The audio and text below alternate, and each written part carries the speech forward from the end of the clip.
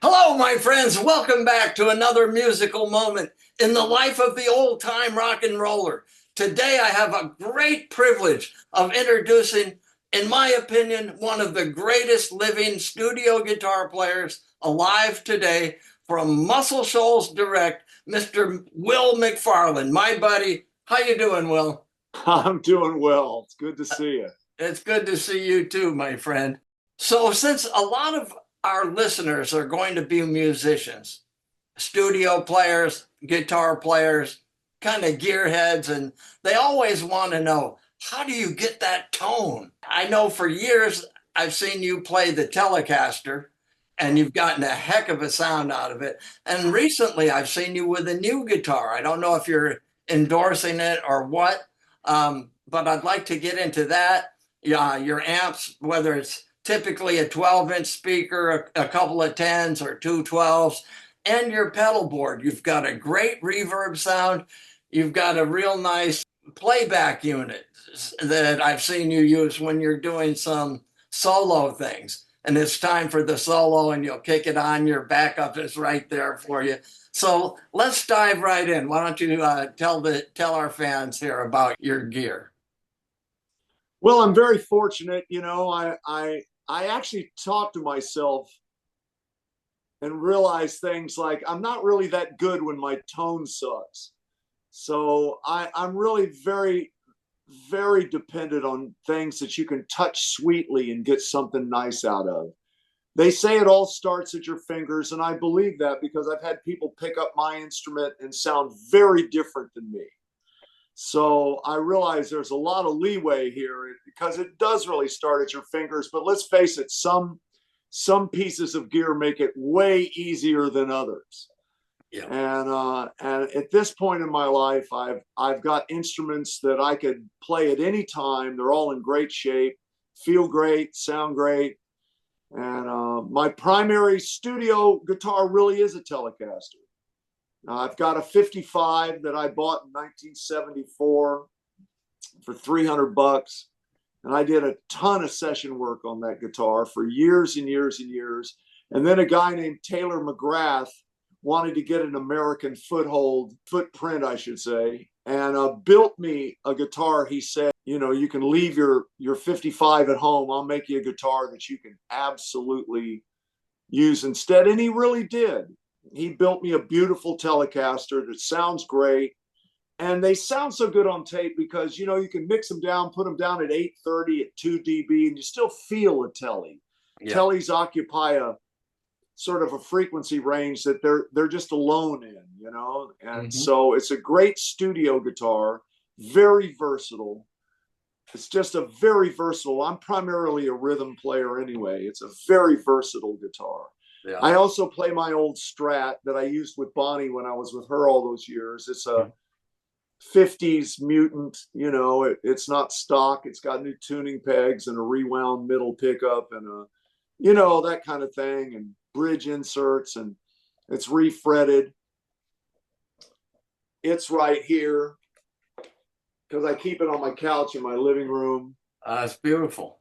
But it's it's been on Midnight Special and Saturday Night Live and Carnegie Hall, and it's been around. And it's just a great sounding guitar.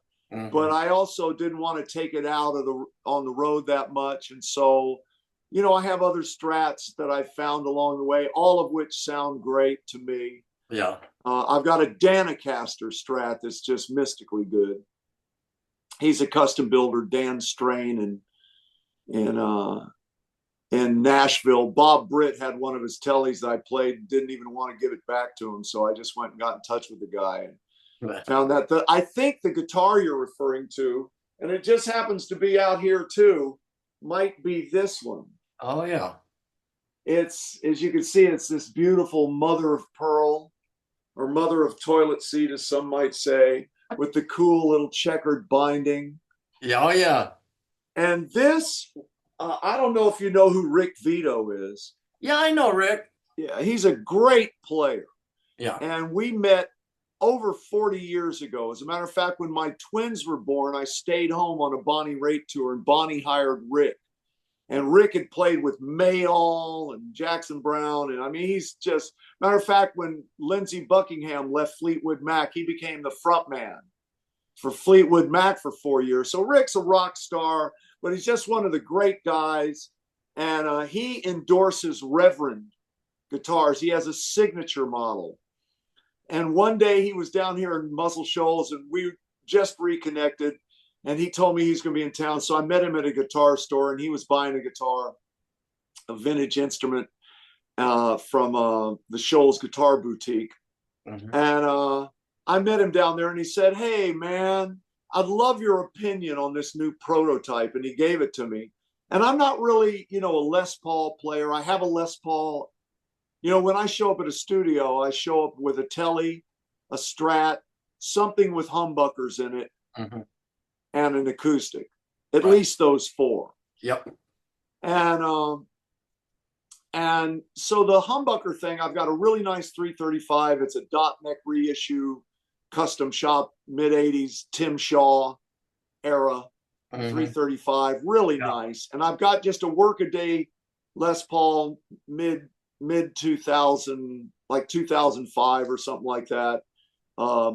Really good sounding little classic. And I just use it perfunctorily. But this guitar has a really interesting thing. He gave it to me. And I took it out to give it a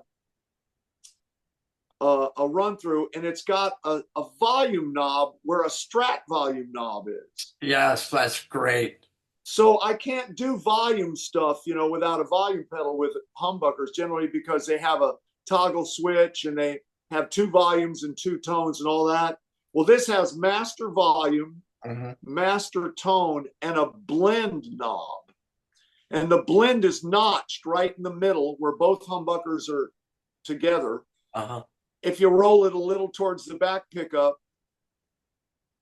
it gets a little Telly-ish. If you roll it a little towards the front pickup, it gets a little BB King-ish. Right. Zip it all the way forward if you want. Zip it all the way back if you want. And it was so user-friendly to me. I could walk out and play it like I was playing a Telly or a Strat, except that solos like a 335. It's just got that creamy. So I'd be playing rhythm guitar and all of a sudden just hit a little overdrive pedal. And all of a sudden I felt like I was, playing Kid Charlemagne or something, It had that 335 creamy sort of singing thing to it. So it's a really nice guitar. Mm-hmm. And it's Rick's signature. It isn't, I'm not endorsing it, except right now on your show, I'm seriously endorsing it because it's a great sounding humbucker guitar. And I don't know how I made it this long in life without thinking about a blend knob instead of a toggle switch. Yeah. It's a great idea. It really is. The thing I love about my 335, being the semi-solid body, when I've really got it cranked and I'm into a deep solo, I can feel the air coming out of the F-holes. It's like a power grid or something. I don't know if you've experienced that, but it's really, man, it's a great feeling. It's a heavy guitar, though. I'm still playing my 72 Strat. The pickups actually wore out. They just quit. So I had to I had to replace them, and I probably had a fret job on it. It's just a beautiful guitar, and nothing sounds like a Strat. Yeah. Well, I've been falling back in love with my Strat lately and using it primarily. And a lot of the gigs I've got coming up, like I'm playing with T. Graham Brown, and when I listen to his records, it's so obviously a Strat player. Yes. That it's fun to just do the original part and have it sound just like, an old vintage Strat, Yep. Yep. I was watching that show Pawn Wars out in Vegas, and the guy brought in the original Strat that he played on all of the James Bond movies. Ah. and do do do do do do do do do. Yeah, man. He got a good price for it, but just to see that guitar and the guy who was playing it, we've heard that forever. So Strats are great for sure. Yeah, and that's why, a telly is its thing. When I've experimented with, the Nashville setup where you put a Strat pickup in the middle of it, but I actually never really feel the Stratty thing through that guitar. It's versatile, and Brent Mason did it so he only had to bring one guitar to the studio. Put a humbucker in the neck and a Strat in the middle and a telly in the back, and it's a great idea. And I've actually had several of them along the way. But I'm just back to playing a telly for telly and playing a Strat for Strat, right? And pulling out a 335 for 335. Yep, I'm with you there, pal. And then my pedal board, my studio pedal board. Yeah. I have a compressor and a clean boost and a overdrive and then another overdrive just for real saturation. But I almost never use it. I'm really not I'm not a distortion. I'm not a fuzz face guy. Right. I mean, I get it when you use them and you hear them and you realize that's what that is. But I'm an overdrive guy. I like to really feel like I've just turned, I'm hitting the power tubes a little harder. And yeah. So I don't concentrate on overdrive. I don't like overdrives that make it brittle and glassy. I'm not a real tube screamer guy. Mm-hmm. I had a Klon in my pedal board for 25 years. And now I have a Klon clone. And then I have a little tremolo reverb unit, my Flint. I like the Flint. It's a great little spring reverb. It sort of turns a tweed into a blackface, Is that what I hear your reverb on many of your sessions or your live work anyway? I admit a lot of times I've gotten it depends on the engineer. Mm-hmm. Like a lot of engineers want you to print the tone that you like. Mm-hmm. But a lot of them don't. They ask you to dial back your delays. Right. I'm a delay guy. I like just a touch. I'm not the edge, I don't use that much delay, but I like just a little hint of follow. You must have had Mechoplex back in the day. Yeah, but they just broke every other week. Yeah. Yeah, the first delay I ever got, though, the first digital delay that I could really trust on stage. Mm-hmm. When I was out with Bonnie, our sound guy was a rep for MXR. And I don't know, I was mostly just right into the amp. But, a moment in my life that was really seminal was one night, Lowell George, we were on the bill with Little Feat. And Lowell George, who's a hero of mine and maybe arguably one of the most musical people we've ever produced. Mm-hmm. And I might just add a political statement that the fact that Little Feat isn't in the Hall of Fame is just makes you wonder. It's a travesty. Because there isn't a rock drummer who hadn't been affected by Richie Hayward, and there isn't a rock keyboard player that hadn't been affected by Billy Payne, and there's not a slide player that hadn't been affected by Lowell, and the whole band as a whole is mystically great. Yes. But anyway, that's my last political statement. But okay. Maybe. Yeah, I love them. Saw them on the waiting also for Columbus tour with the Tower of Power horns. That was a treat. That was amazing. And one night we were on the bill, and Lowell just said, "Hey, Will, come on out and do Sailing Shoes with me for the encore." And I was like, and I just played with Bonnie Raitt. Mostly Bonnie had the draw, but some shows were Little Feat shows, and we opened for them. Mm-hmm. I hated following them, quite frankly, because that was the toughest act to follow ever, probably in the history of rock and roll. But he invited me out, to play. And I said, what am I going to plug into, on the Little Feat stage? And he called to one of his tech guys, said, could you put a Y chord into, his dumble through his LA2A through his delay, and the first moment I brought the delay up, I brought the volume up on my guitar and it just went, out into I went, okay, the bug has bitten me. Compression and delay is something that just, that I love to use. Right. And of course, playing through his Dumble was no slouch. And just an amazing moment in my life where I realized, and then guys like Buzzy Featon, who used a lot of, just a little follow delay. I'd used it for slap, if I was doing a rockabilly type tune, like a bungo, that straight slap kind of stuff. But I wasn't really I wasn't that guy. Right. I was just sort of a little bit of a subtle follow. Right. I love that. So what delay are you using now in your pedal board for live? Well, right now I'm using the JHS Cub Panther. And the reason I use it is it's analog, so it's very warm. Yeah. And it's tap. You can tap an analog pedal. Most digital pedals you can tap, but it had taken me a while to find an analog pedal that I could tap that I liked, and this is one. It's JHS Cub Panther. Cool. And it's got a little modulation in it too. If you really just want to get slightly wacky, I don't like delay modulation that gets, it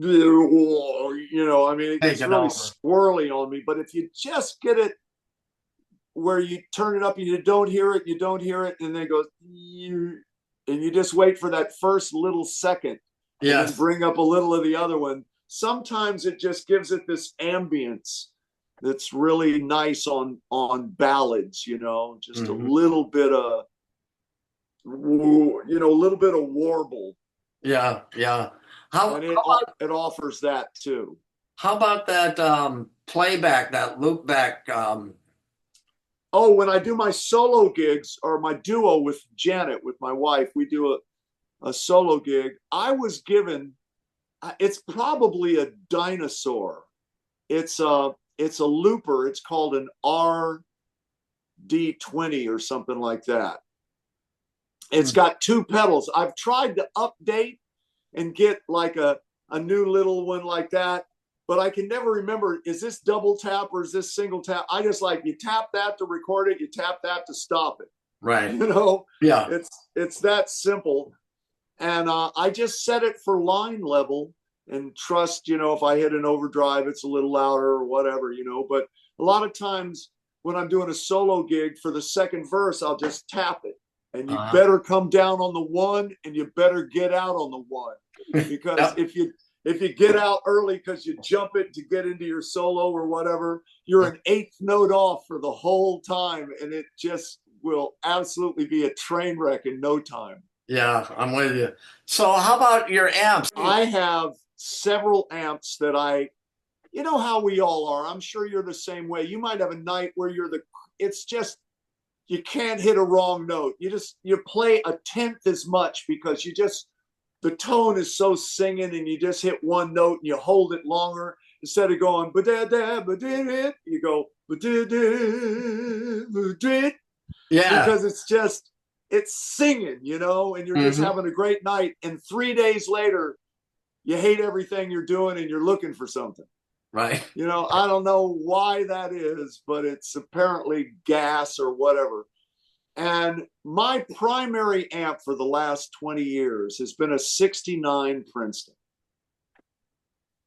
It's a silver face. And it was basically just rotting in one of my friend's tool sheds for 17 years. He used to play harmonica through it, and just, we were getting to know each other, and he had us out for dinner one night, and he's showing us his workshop, and you can see Tolex from a mile away. You know what I mean? It's like I'm looking down there, and there's a little corner of a black amp, and I went, is that a guitar amp down there? He goes, yeah, I used to play it. He honestly just looks at me, he goes, you get it working, it's yours.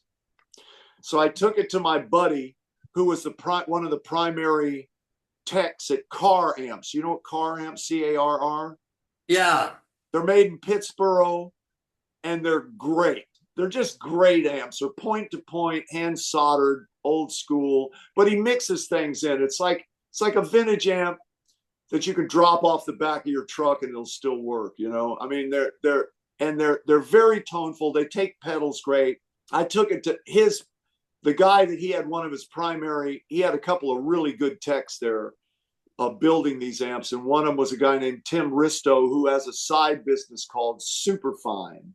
And he said when he first shined a light into the back, he jolted because there was a snake skin in there. He didn't know what it was. It was just the snake had molted in the back, and it had a bunch of rat crap, probably, you know, from being outside, sort of. And he cleaned up the cabinet and pulled everything out, took everything off. A lot of vintage amps, you try to tell yourself they sound great, but they're a little tinny. There's a little tin can in them. And you need, and a lot of the time, it's because the circuit board, or the thing they solder the things into, they get conductive. They'll petrify a little, or they'll get some water on them, and then they'll petrify. And there may just be a little milliamp jump between a couple of things that give it that slight tin can thing. So he pulled everything off the board and hand soldered everything back. And if it looked like there was an iffy thing, he put a little silicone thing to keep it off. And it's really a boutique amp, if you really want to know. It's so well done. And we initially put a Naylor speaker in it, and I blew it one day playing the Handy Festival. It was 110 degrees outside, and it just melted. And so I went and A-B'd 7 speakers, and I fell in love with those Warehouse guitar speakers. I don't know if you've heard of him. They're in Paducah, Kentucky. I think the older guy who had the vision for it was part of the Jensen crowd back in the 60s. He part of the Blueback Jensen design. And so the Warehouse guitar speakers are very vintage sounding. They sound like I remember myself sounding like when I was 14, except I couldn't play nearly as well, you know. And didn't know what I wanted. But so I put a Warehouse guitar speaker. I still kept 10s. It's still a 10. And 90% of the studio work I've done in the last 15 years has been through that Princeton. It's amazing how creamy you can overdrive it. It doesn't get brittle. A lot of people, and this is probably anathema, but I've just never been a deluxe guy. Now I've played the deluxes that I love. My buddy Kelvin Holly has just a black-faced deluxe. It's not a deluxe reverb, but maybe one of the best sounding amps I've ever heard.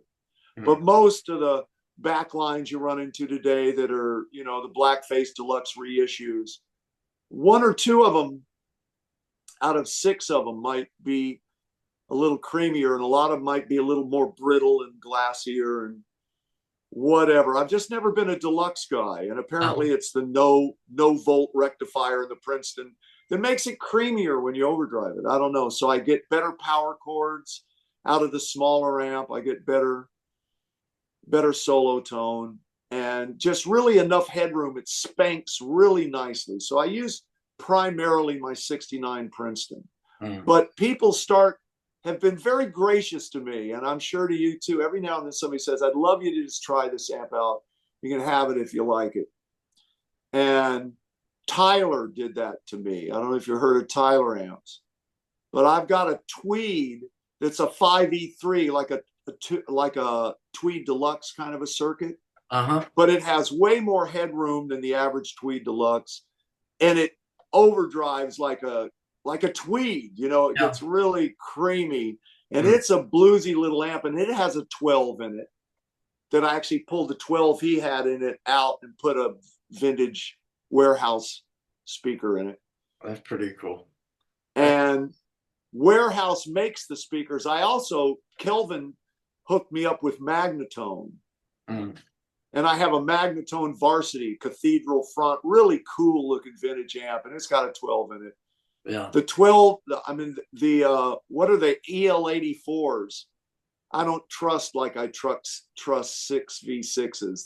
They blow a lot easier, and they jangle a little earlier, and they don't quite have the headroom, but boy, do they solo great. They solo like a Vox, but the rhythm stuff's a little, to me, for the way I touch the guitar. And once again, one man's poison is another man's medicine, you know? That's right. Princeton was my very first real amp. My first gigs, I had to use some sort of an adapter with an RCA, and I'd take my dad's hi-fi out and put it on auxiliary and plug in through that. The back of it was crude but effective. Wow, my grandmother, I begged and begged for a guitar, and I ended up with, some kind of 3/4-inch mahogany Japanese job that had, light switches for pickup selectors and pickups you could talk into, not the holy grail gold foils. I found those and I use those for sometimes. Yeah. But it was, and she got me a Premier Twin 8 amp that as soon as the drummer hit his snare, disappeared. It just had, it just started breaking up. It got hairy at 3 and didn't get any louder. You know what I mean? Yeah. And so when I was 13, I was in a band in junior high. I was in 9th grade or whatever. Mm-hmm. And we saw an ad in the paper that said Gibson guitar and amp, $150. And I begged my father. My father, bless his soul, saw music as the distraction to my education. You know what I'm saying? He was very much a left-brained engineering test pilot guy that thought if I kept fooling around with this rock and roll thing that it was going to destroy my life. Oh, yeah. And he didn't invest much in it, but I begged him to go see that because I knew I needed to upgrade. I just, it was called a Regent that was like a Kent. A Kent was my first. So you know what I'm talking about. I do. It was like a Kent through a Premier Twin 8. And we get out to this, we went out in the country in Florida to this poacher's cabin that had beer cans all over the floor. And this guy had a white SG that said Les Paul Anniversary in the truss rod thing. It was a triple pickup, gold plated triple, I know that guitar. And it had, instead of the long gold tailpiece, it had a teak wood tailpiece with a mother of pearl fleur-de-lis inlay in it. Sweet. And I think highly collectible. Yeah. And it was a Gibson Falcon amp. Oh, yeah. And Dad bought it from him for me. And I had to work it off, if I remember. Yeah. But he bought it for me. The guitar got stolen my first year at college. Mm-hmm. And the amp is owned by one of my high school classmates, and he told me he'd get it back to me. So I'm really thrilled about that. That's pretty cool. My dad kind of had the opposite. He said, I don't care what you want to be. Just be the very best there is. Well, that's a wonderful thing to say. Yeah. Then he split. He came back a few years later and he said, oh, you're playing guitar now. I said, yeah. And he walked over to his old record collection.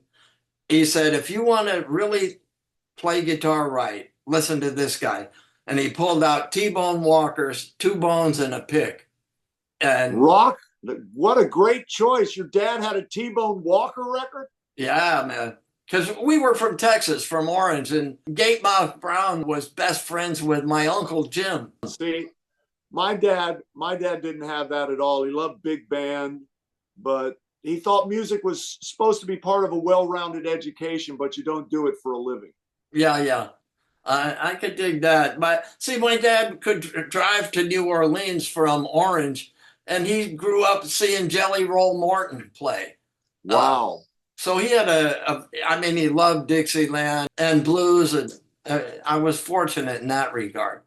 Absolutely. I can't imagine if my dad had given me a the first, I had a Harry Belafonte record in the house that had Scarlet Ribbons and Dale, but it had Jamaica Farewell on it.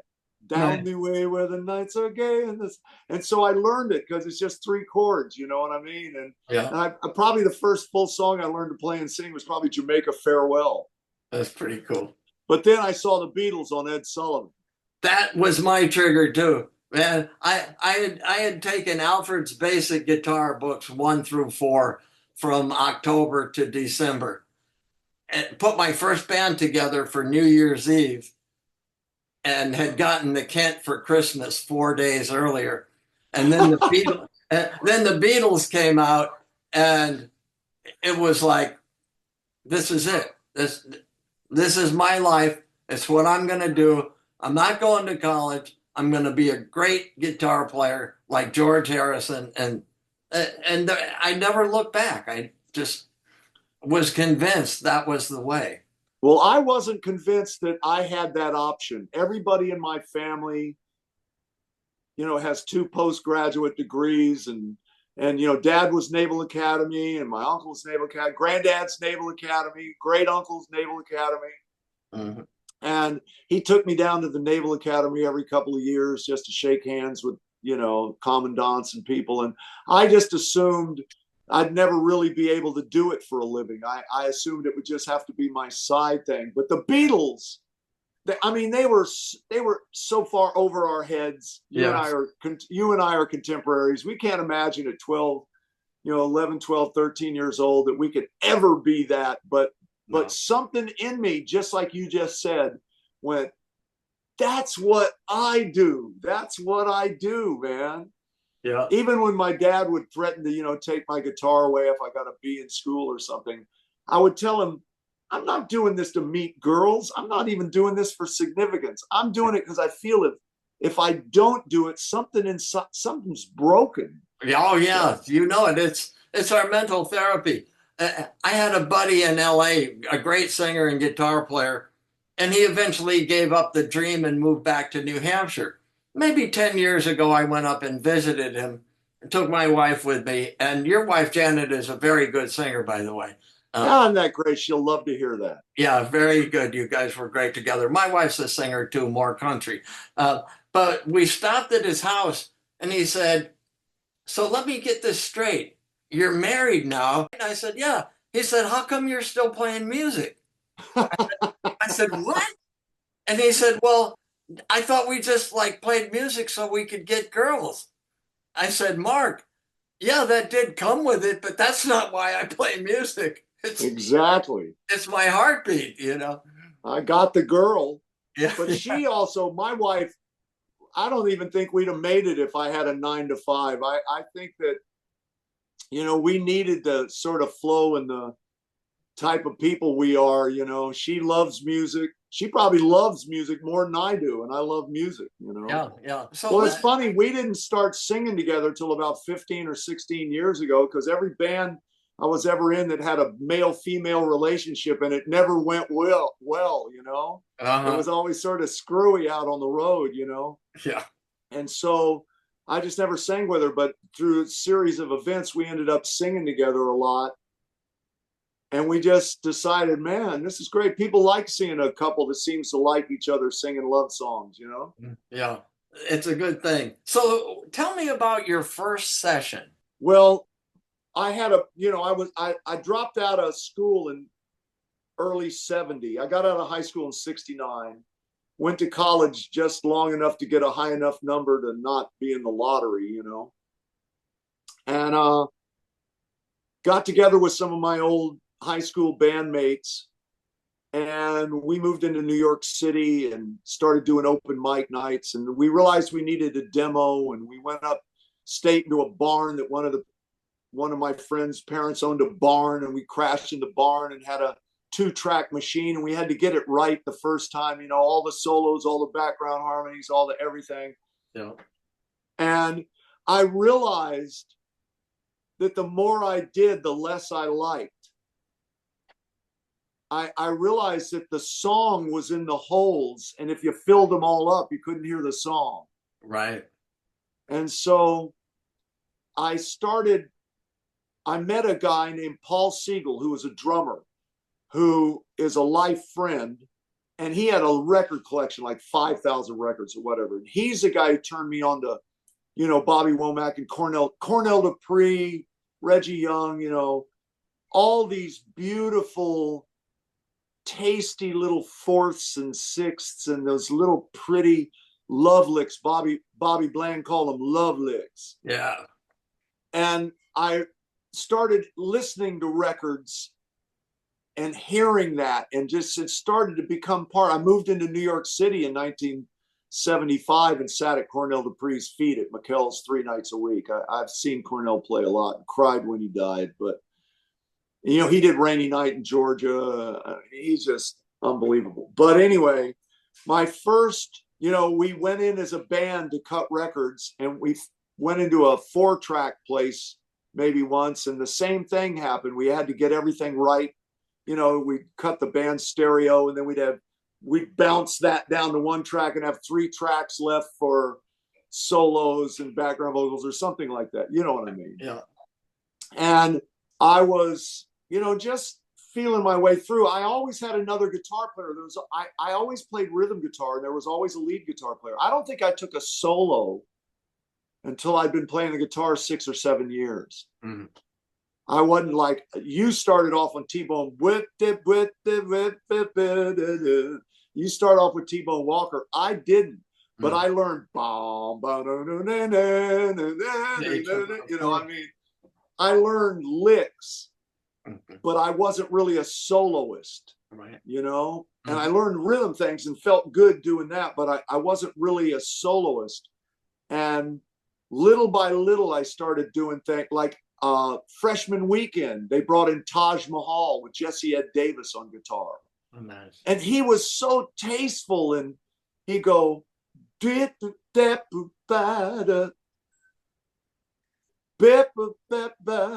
I mean, it was just so right. In the pocket. And he wasn't trying to prove anything to anyone. He just played what he felt, and it was simple. And he's one of the first guys I thought, I can do that. I feel that. Yeah. Because, you know, with Hendrix and Beck and Clapton out there, they were gods to me. Yeah. You know what I mean? I just didn't have all of that under my hood. Mm-hmm. But Jesse Ed Davis really, really did it for me. Mm-hmm.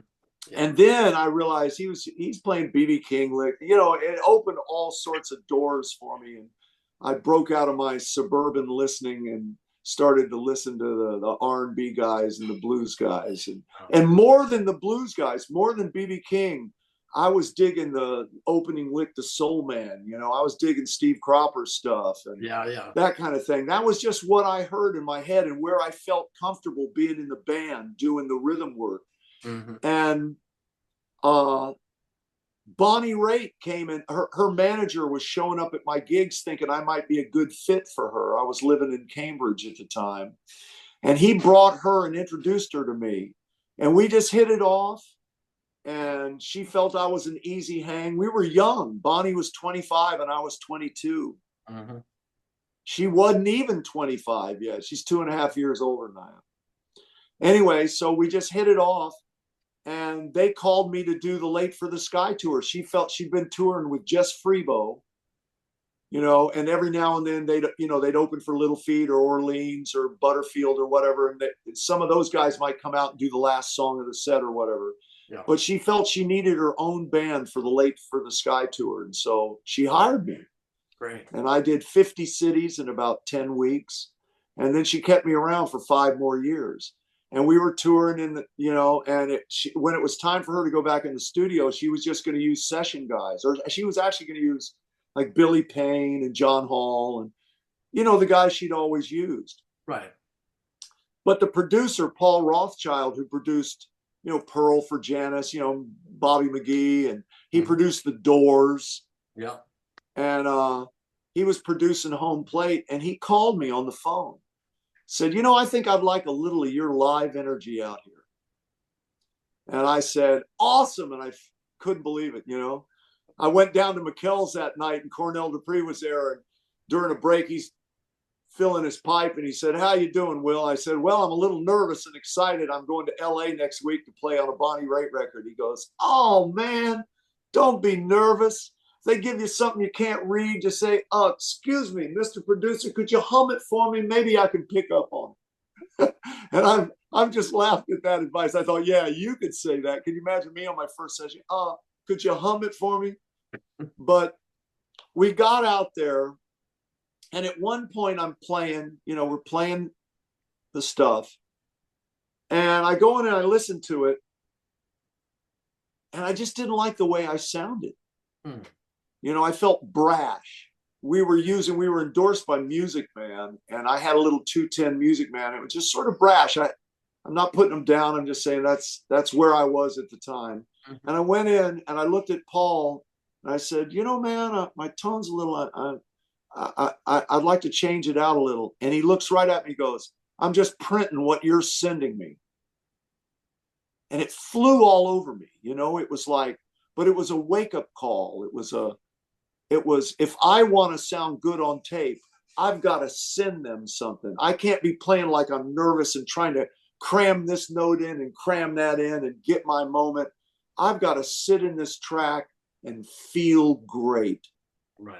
And it changed my life to have him just look at me and go, I'm just printing what you're sending me. And I didn't like what I was hearing. And that was a real wake-up call to me. That was my first big LA session, was on a Bonnie Raitt record. And I ended up playing the whole record. I took the solo on that John David Souther song, Run Like a Thief.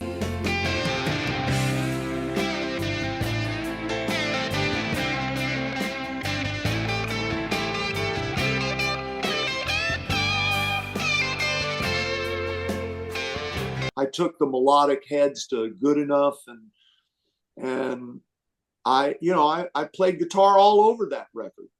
What amp did you end up using, or do you stay with the Music Man? Well, I think I just realized that what I was hearing what I thought I needed in the room wasn't actually what went to tape that well. And I rolled off the mids. You know, mids are the secret of life when you're soloing live. You know, I mean, let's face it. But in the studio, you start occupying too much space. Right. And there's a keyboard player out there, and there's a bass player, and the human voice is in this frequency, and you realize you start to hear where there's an emptiness, and that's boom, dun, dun, dun, boom, whatever. You know, you start to hear your moment, and you start to get a little under your hood, and I think I adjusted the tone a lot. I think there was a little Fender. It wasn't a deluxe, might have been a Vibrolux or something like that. And actually, on the solo on Run Like a Thief, I used my 58 Tweed Champ. I have a little 58 Tweed Champ that David Lindley took me shopping and said, you're going to want that someday. And I did. And it's still sitting right over there in my living room. Nice.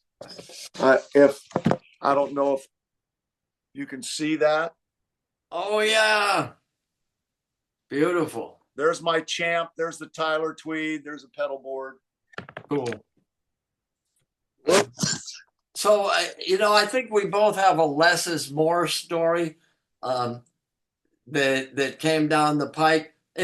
From the blues, that always say, take your time. Take your time. Wait for it.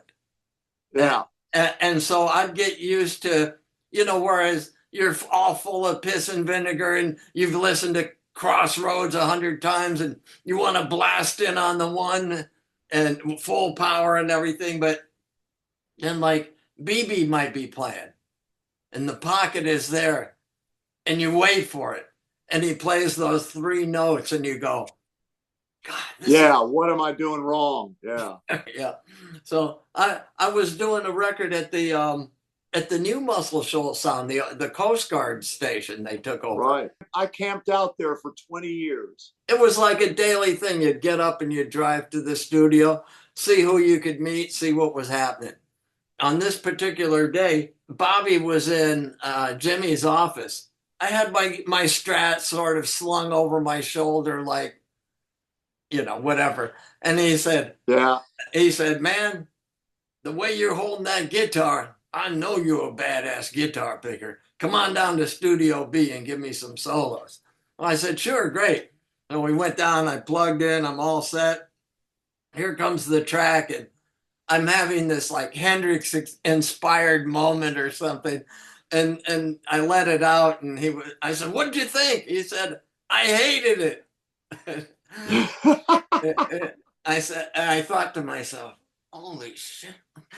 Okay, less is more. Wait for it. Take your time." All those other things came back, and so the next time around, he said, "That's it, perfect." Well, I had a similar situation in that very building. It was the first record that Bobby Blue Bland had done without Wayne Bennett. Mm. And, you know, Wayne had been with him for 35 years, Stormy Monday, all that stuff. Yeah. Share Your Love With Me, you know, all that. And Bobby comes in and they're introducing him. This is Clayton Ivey, this is Roger Hawkins, this is David Hood. And this is your guitar player, Will McFarlane. And I was tuning my Strat. And he looks over at me and goes, "That's a rock guitar." And I went, "Well, Buddy Guy plays one." He goes, "That's what I mean." So anyway, I knew he wanted an F-hold guitar, and I had my 335 there. So I got the 335 out. I missed the telly. I missed the Strat on the tracks. I like a little more spank, you know, at low volume. 335s are so creamy, really, in a lot of ways. They don't spank, you know, through the basic settings that I usually use. I could probably go make it do that, but I just never have. It's easier to get a telly to do it. Yeah. Anyway, so we kick off the first tune. It goes up to the 5. I go, I remember I did something like that. And he goes, "Take your time, son." Just like that, just the words you're using. And we didn't keep that when there was something going on. They stopped us down the way. And the next time it goes to the 5,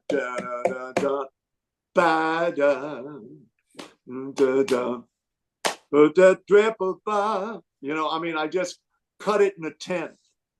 And he goes, "That's right.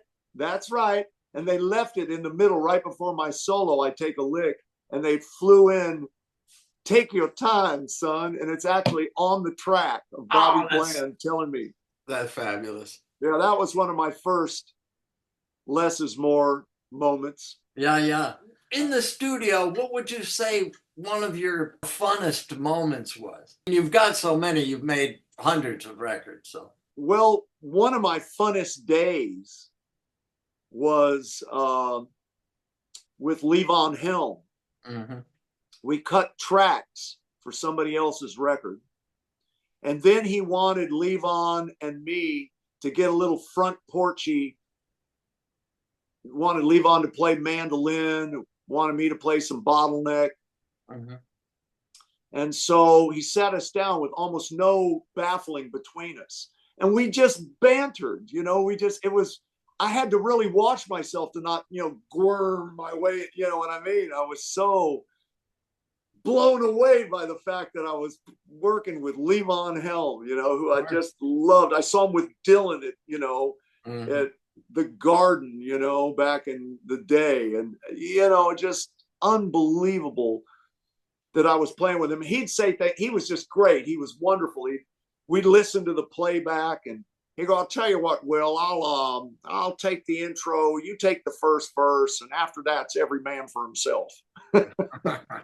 And just, you know, that kind of day, you know, in my life. I've had 4 musical situations where I've come home and said, you know, Janet goes, "What was your day like?" And I've said, if I quit right now, I could tell people I used to be in the music business. That's a great one. Yeah. And that was one of them. If that was the only thing, if that was the only day. And it was interesting. I was playing a guitar that I can't believe I just had a senior moment and drew a blank. Walter Becker and Donald Fagen. Donald Fagen had given Levon Helm this dobro, a steel-bodied dobro. It was green or something. He wanted me to see how it sounded on tape. So I get out a ceramic bottle, you know, bottleneck, and we just, you know, Levon's ding ding ding ding ding ding ding ding, you know, just we were just having a conversation. Yeah. And that's the great thing about session work. When you're playing with guys, especially guys you played with for years, you know, when Roger and David and Clayton and I played together for years, and And we sort of knew where we were going to go. We didn't do hackneyed stuff. We just sort of felt the energy out of each other. But if all of a sudden Clayton does something, I go, whoa, is that what we're going to talk about? You can't be sitting around thinking about what you want to do. You have to be listening to the conversation that's going on in the room. There's a little hi-hat thing. And I might go, I might just, you know what I mean? Yes, yes. To have something enough under your hood to enter into the conversation that's being made at the time. Right. And that really comes from playing with guys that you know pretty much inside and out. So you kind of know how they're thinking, they know how you're thinking, and wherever you go, you can take the conversation there.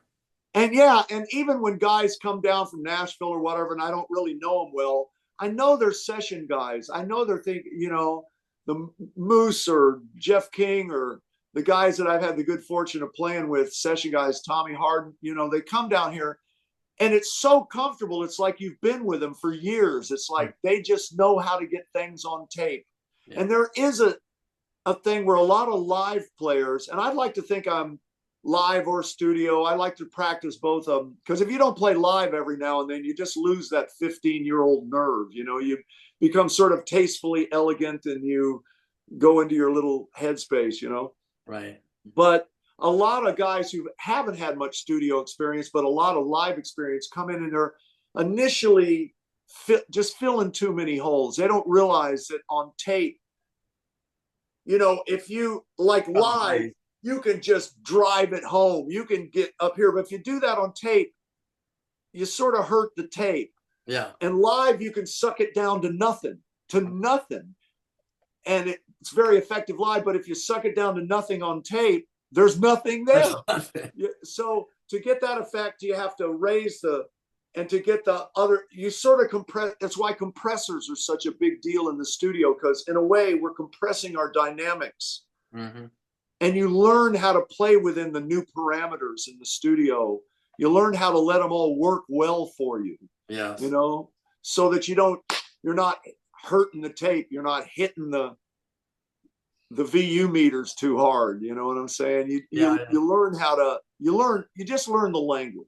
Yeah. Yeah. I had one engineer, and he's great. And he said, hey, if the needles aren't a little bit in the red, you're not trying. Yeah. Well, I'll tell you, we go back and listen to some of that early Fame stuff, Land of a Thousand Dancers or whatever. Man, I just think the VU meters are like this. Yeah. You're just pegged through the whole thing. A funny story, when I was 12, there was a Ben Franklin 5 and dime. And I went in there and I saw Wilson Pickett, I think it was Land of a Thousand Dances. And I just loved that record, and that drum beat and everything. Little did I know it was Roger Hawkins, and that I would end up meeting him and playing with him later in my life. But it's just so cool when you get a record like that and you're so jazzed by it, and then later you associate with the people who made the record. Yeah, Paul, my buddy Paul, I told you about, who was so influential by turning me on to so much different music. We loved that Beatitudes record when we were living together, like a bunch of hippies living together where we don't even have doors. We just have beads. Yeah. They're like beads for doors, and the band set up in the living room, and it was like music from Big Pink. We're all like that. And we would have morning records that we would get into, like Lee Dorsey's Yes We Can record we listened to for half a year, and Beatitudes, the Staple Singers with I'll Take You There and Respect Yourself. That was the first time I ever saw pictures of them. I couldn't believe it was a white band. You know what I mean? It was just, but Paul just the other day said, isn't it amazing, as much as just what you just said, Forrest, it was just, isn't it amazing? Some of the people we loved and admired the most, I just became part of. They inducted me with them, for heaven's sakes. Yeah, I still play with I've got, before Jimmy passed, somebody made Jimmy Johnson. I don't know if you can see this. Let's see. Jimmy Johnson pick, yeah. And on the other side, it says the Swampers. Oh, that's beautiful. And somebody made these picks for him. and gave me a handful of them. And I haven't done a gig without one since he passed. I'm being a little overly sentimental, but Jimmy brought me in, made me part, included me. And when they were inducted in the Musicians Hall of Fame, he said we couldn't have done it without our friends. And our friends were, Spooner and Clayton and Will and Pete Carr and Randy.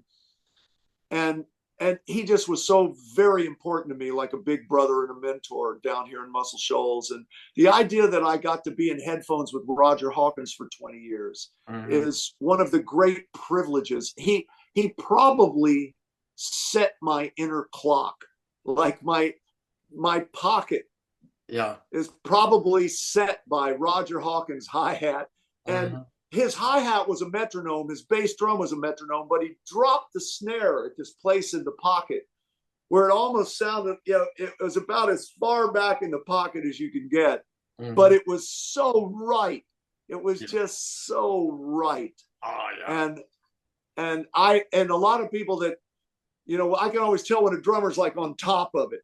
And I always have to kick myself into gear to get up there with him, because I think my natural thing just sits back in that groove that Roger really planted in my soul. Yeah, he was so good. Jimmy was just the greatest soul, man. He was the kindest guy. For walk in and him to give me a break to play, not that he knew that it was going to be Bob Seger's biggest song of all time or one of the biggest songs to ever come out of the Shoals, but he just said, what the hell? There's something about this guy. He's got some charisma or something. That's sort of how he told me the story. He said, this kid just showed, because one day he goes like this. He goes, yeah, man, you sound like Howie McDonald or something like that. And I went, who? Like, what the heck? And that's when he told me the story. This kid shows up. Didn't your parents wait in the car? It was my dad and his stepmom and my stepmom. And they waited in the car while you came in and did a demo. Yeah. Yeah.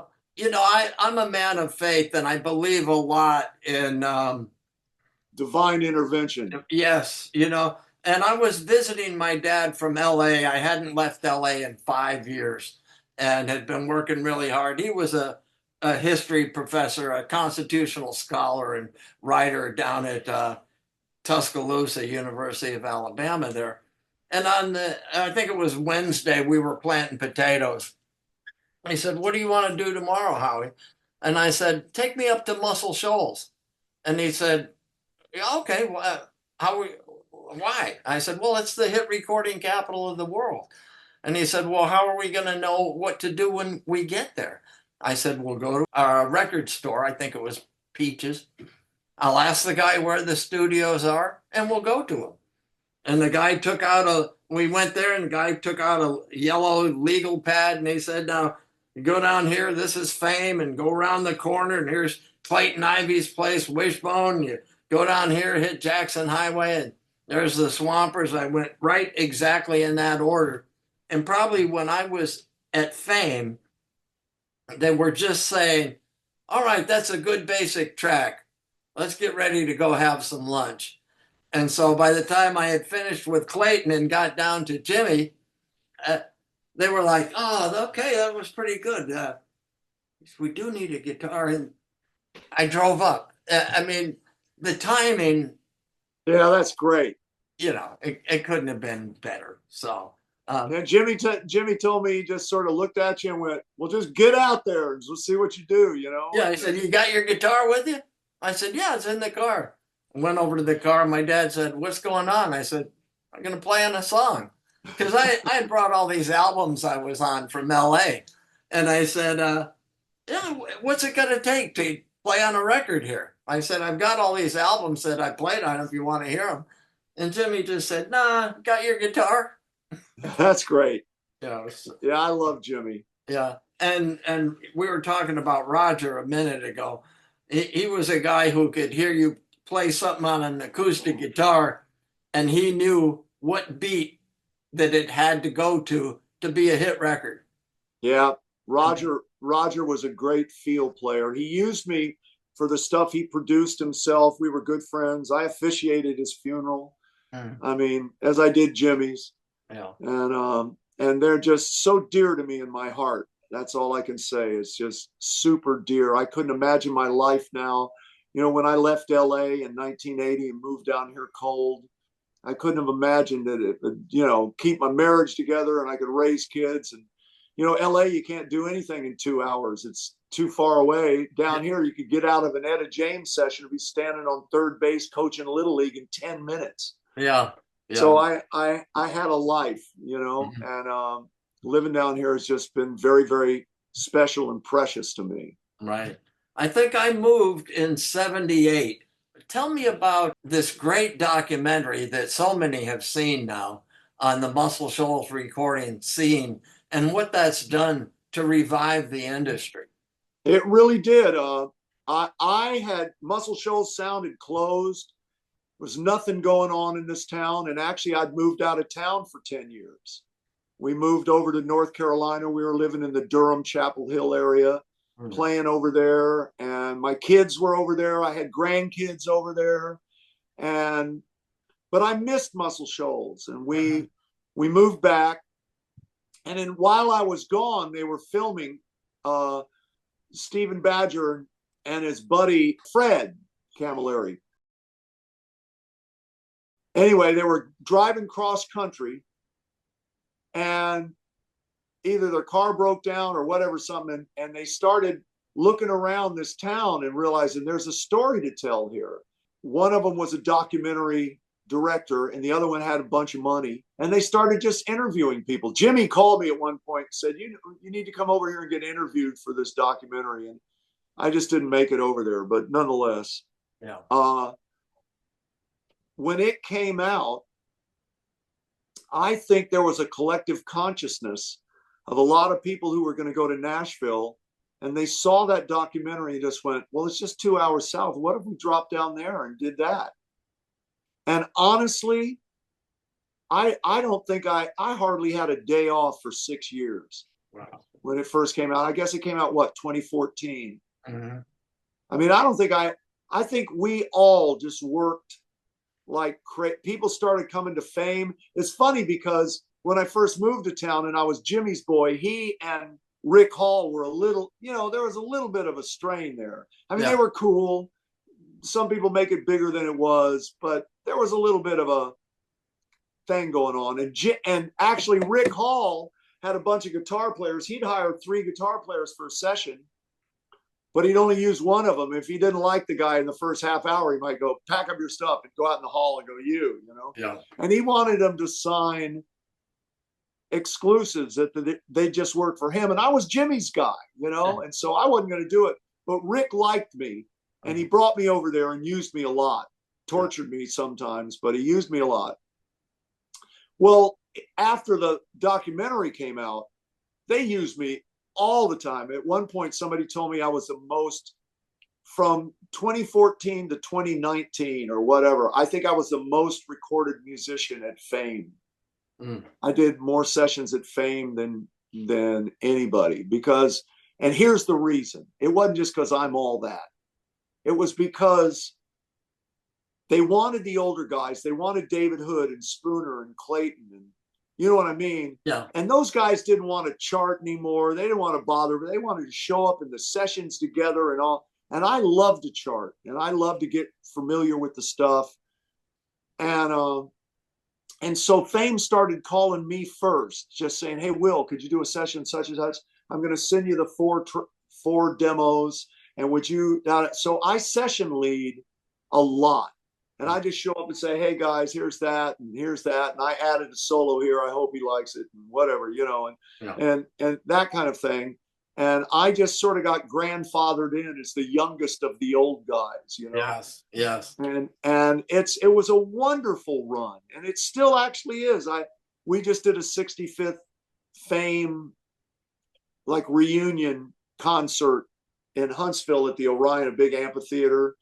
And Steve Jordan showed up and played drums, for heaven's sakes. And, you know, he only has gigs, you know, with the Stones and John Mayer, you know, whatever. It's too bad he can't find a gig that might pay him something. Yeah. I'm just joking about that. But Betty Levette, Robert Randolph, and you know what I mean? We did an interesting night.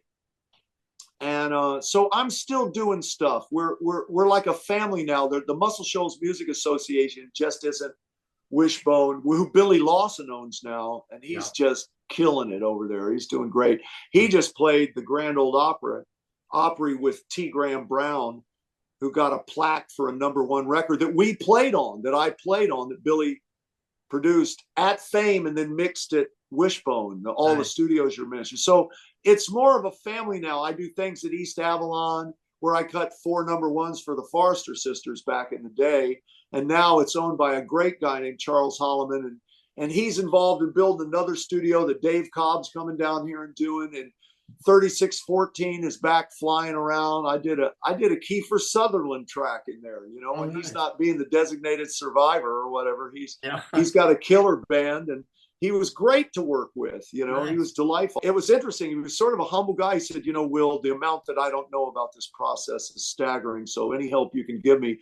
And I'm thinking, my God, this is Jack Bauer. He saves the world every 24 hours. But, you know, really nice guy. Oh, yeah.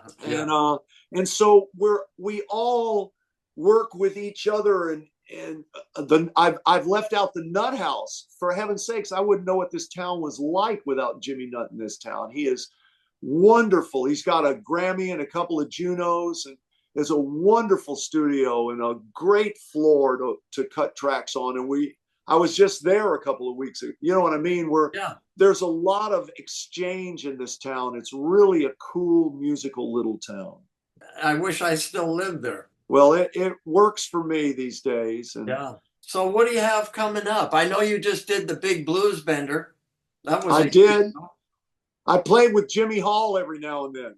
Uh-huh. And Jimmy is a singing man. I am a fortunate guy. He is, you know, I guess he's, I don't know if he wants me to mention his name. He might be a couple of years older than I am. But he's still singing that Wet Willie stuff in the original key and killing it. Nice. I don't hear a pitchy moment. The dude kills it. And he's a dear friend. We love each other. And I love it every time he calls. He has a component system. If he heads north, he uses other guys.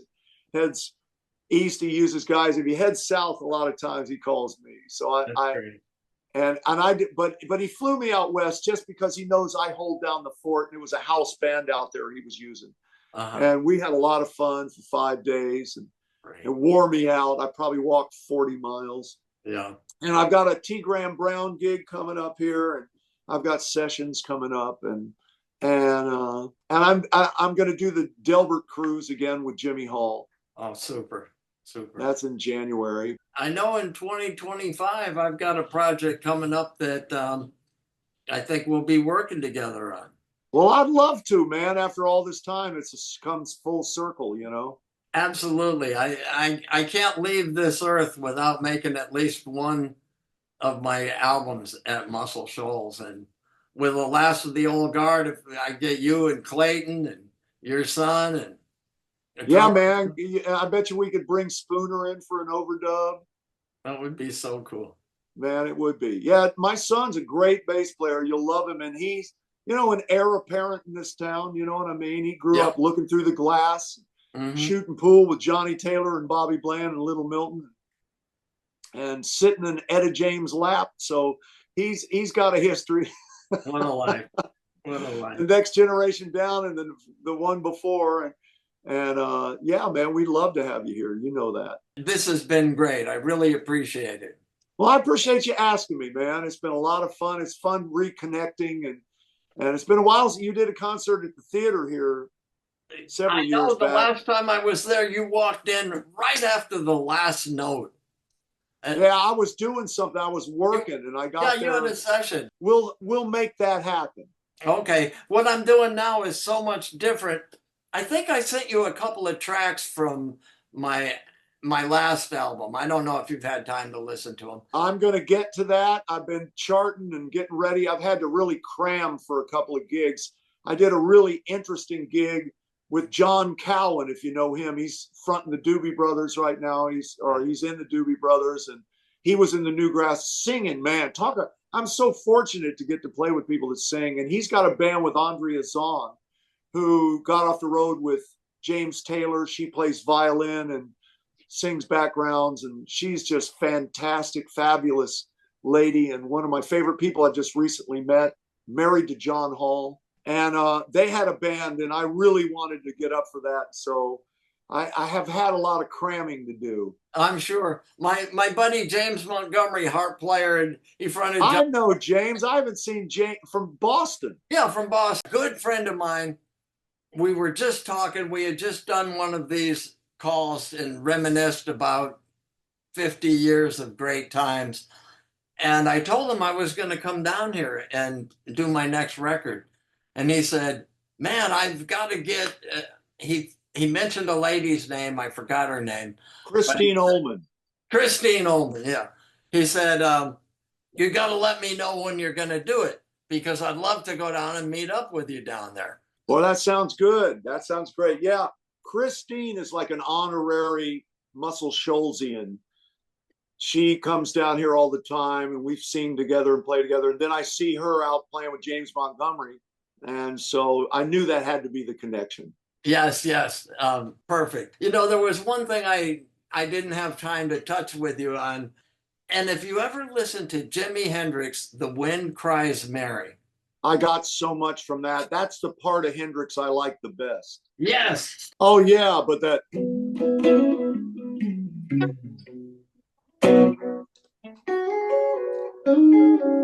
Yeah, yeah. Pretty stuff. I met Jimmy in the Village when I was 15. I took the subway up to Harlem and met Muddy. Then Sunday, a group called the Raves was playing the Cafe Wah. Jimmy was there, just sitting in on the break. But I got to talking with him while we were getting ready. He let me play his guitar, but it was upside down, and you know this. And he went up and he played 15 minutes solo of this kind of stuff. And then he came over to me and he said, so what did you think? I said, Jimmy, it sounded great. I had absolutely no idea what you were doing, but it sounded great. And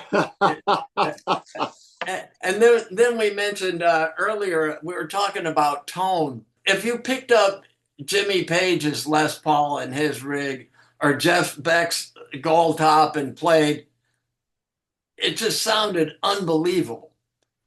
And there was a situation in 1969 at the Newport Jazz and Folk Festival where Beck was playing on Friday and Zeppelin was playing on Sunday. But Jimmy flew in to catch the vibe, to see what was going on. And I had met him in the Yardbirds and on the first Zeppelin tour. We were acquaintances. I can't say we called each other on the phone or anything. Right. But he was tripping on acid. And he said, Howie, you got any downs? I said, no, but, you know, I got a doobie we can smoke. He said, oh, great. So we smoked it, and he was sort of getting a little composure. And then Jeff Beck comes walking down the hall with his Gold Top. He says, hey, Jimmy. And Jimmy says, hey, Jeff. And Jeff goes, hey, man, have you seen this one? And it'd play a wicked lick, and Jimmy pulls his 59 Sunburst out, and he says, yeah, but what about this one? And Beck would go here, and Jimmy would go here, and Beck would go here, and Jimmy finally, the acid was kind of spacing them out, so he handed me his guitar, and he says, here, you continue. You take it, you know. So I picked up his guitar, and I was 19. I had been playing 5 years, and here I am with two of the greatest guitar players of all time. That's amazing. You know, in a guitar battle with Jeff Beck, I played one lick, and I said, Jimmy, we better put this back in the case. I said, you know, I had to excuse myself. You know, I don't blame you. I don't blame you. Couldn't keep up with those guys. Well, it's been so good talking with you, and playing together is so overdue. It'll be a social experiment. But well, it sounds great. It sounds like a great one to try. God bless you, my friend. It's been a real pleasure taking this time with you. Well, it's been delightful to me too. I really love reconnecting with you, man. And I'll look forward to the time we get to make a little music together. It's going to be awesome, brother. I believe that. Yeah. Well, I want to just say this to my friends.